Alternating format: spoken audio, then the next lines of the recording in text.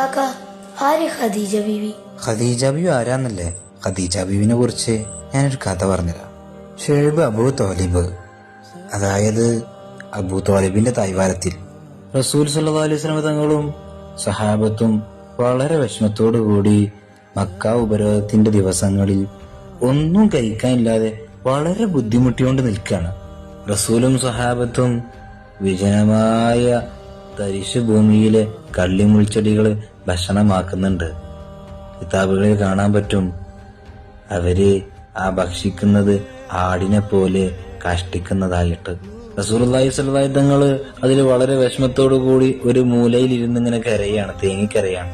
അപ്പോ ഖദീജ ബീവി വന്നിട്ട് ചോദിക്കുകയാണ്, എന്തിനാ റസൂൽ അങ്ങ് കരയുന്നത്? അങ്ങ് കരയുന്നത് അങ്ങയുടെ അനുജർക്ക് വിശന്നിട്ടാണോ, അങ്ങേക്ക് വിശന്നിട്ടാണോ എന്ന് ചോദിക്കാണ്.